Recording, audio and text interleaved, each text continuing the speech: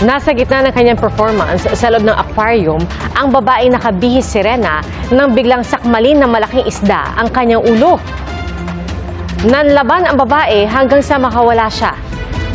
Nangyari po yan sa isang pasyalan sa Yunnan, China. At ayon sa ulat ng Russian media, nagtamo ng matinding sugat sa ulo, leeg at mata ang performer na isang Russian national. Nasa gitna ng kanyang performance sa loob ng aquarium, ang babaeng nakabihis sirena nang biglang sakmalin ng malaking isda ang kanyang ulo. Nanlaban ang babae hanggang sa makawala siya. Nangyari po yan sa isang pasyalan sa Yunnan, China. At ayon sa ulat ng Russian media, nagtamo ng matinding sugat sa ulo, leeg at mata ang performer na isang Russian national. Nasa gitna ng kanyang performance sa loob ng aquarium, ang babaeng nakabihis sirena nang biglang sakmalin ng malaking isda ang kanyang ulo. Nanlaban ang babae hanggang sa makawala siya. Nangyari po yan sa isang pasyalan sa Yunnan, China. At ayon sa ulat ng Russian media, nagtamo ng matinding sugat sa ulo, leeg at mata ang performer na isang Russian national. Nasa gitna ng kanyang performance sa loob ng aquarium, ang babaeng nakabihis sirena nang biglang sakmalin ng malaking isda ang kanyang ulo. Nanlaban ang babae hanggang sa makawala siya. Nangyari po yan sa isang pasyalan sa Yunnan, China. At ayon sa ulat ng Russian media, nagtamo ng matinding sugat sa ulo, leeg at mata ang performer na isang Russian national. Nasa gitna ng kanyang performance sa loob ng aquarium, ang babaeng nakabihis sirena nang biglang sakmalin ng malaking isda ang kanyang ulo. Nanlaban ang babae hanggang sa makawala siya. Nangyari po yan sa isang pasyalan sa Yunnan, China. At ayon sa ulat ng Russian media, nagtamo ng matinding sugat sa ulo, leeg at mata ang performer na isang Russian national. Nasa gitna ng kanyang performance sa loob ng aquarium, ang babaeng nakabihis sirena nang biglang sakmalin ng malaking isda ang kanyang ulo.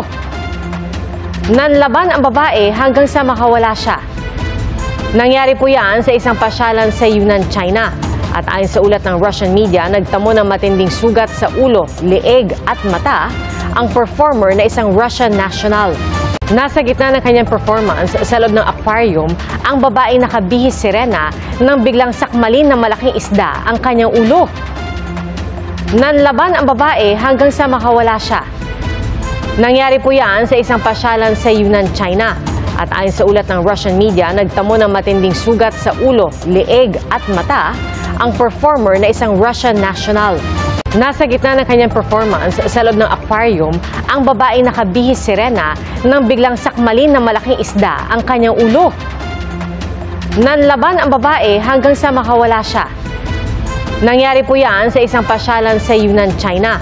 At ayon sa ulat ng Russian media, nagtamo ng matinding sugat sa ulo, leeg at mata ang performer na isang Russian national. Nasa gitna ng kanyang performance sa loob ng aquarium, ang babaeng nakabihis sirena nang biglang sakmalin ng malaking isda ang kanyang ulo. Nanlaban ang babae hanggang sa makawala siya. Nangyari po yan sa isang pasyalan sa Yunnan, China. At ayon sa ulat ng Russian media, nagtamo ng matinding sugat sa ulo, leeg at mata ang performer na isang Russian national. Nasa gitna ng kanyang performance sa loob ng aquarium, ang babaeng nakabihis sirena nang biglang sakmalin ng malaking isda ang kanyang ulo. Nanlaban ang babae hanggang sa makawala siya.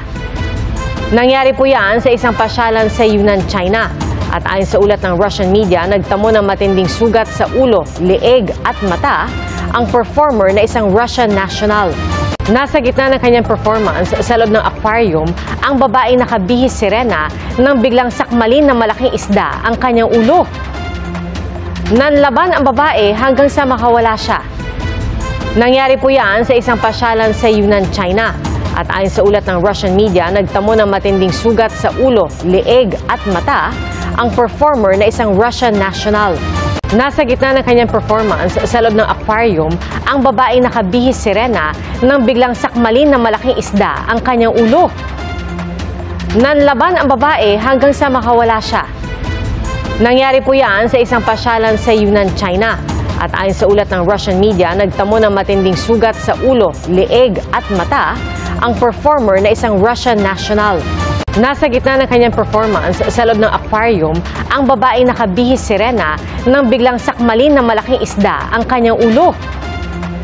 Nanlaban ang babae hanggang sa makawala siya. Nangyari po yan sa isang pasyalan sa Yunnan, China.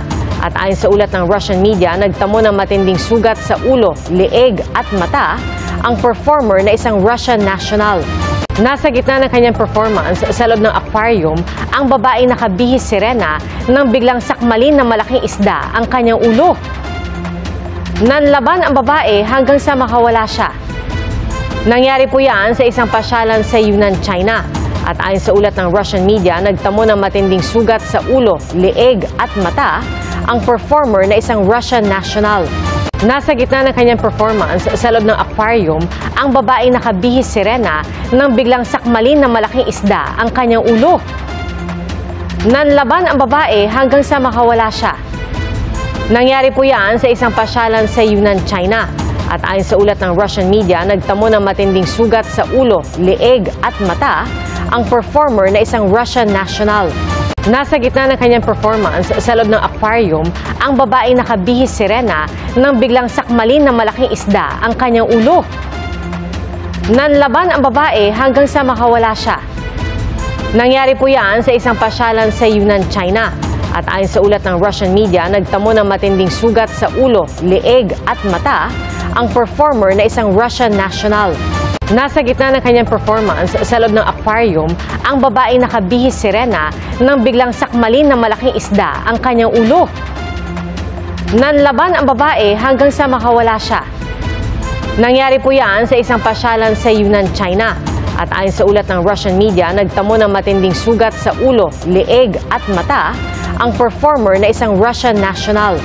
Nasa gitna ng kanyang performance sa loob ng aquarium, ang babaeng nakabihis sirena nang biglang sakmalin ng malaking isda ang kanyang ulo. Nanlaban ang babae hanggang sa makawala siya. Nangyari po yan sa isang pasyalan sa Yunnan, China. At ayon sa ulat ng Russian media, nagtamo ng matinding sugat sa ulo, leeg at mata ang performer na isang Russian national. Nasa gitna ng kanyang performance sa loob ng aquarium, ang babaeng nakabihis sirena nang biglang sakmalin ng malaking isda ang kanyang ulo. Nanlaban ang babae hanggang sa makawala siya. Nangyari po yan sa isang pasyalan sa Yunnan, China. At ayon sa ulat ng Russian media, nagtamo ng matinding sugat sa ulo, leeg at mata ang performer na isang Russian national.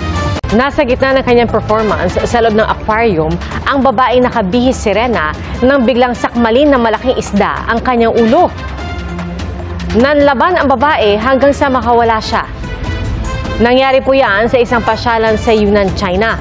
At ayon sa ulat ng Russian media, nagtamo ng matinding sugat sa ulo, leeg at mata ang performer na isang Russian national.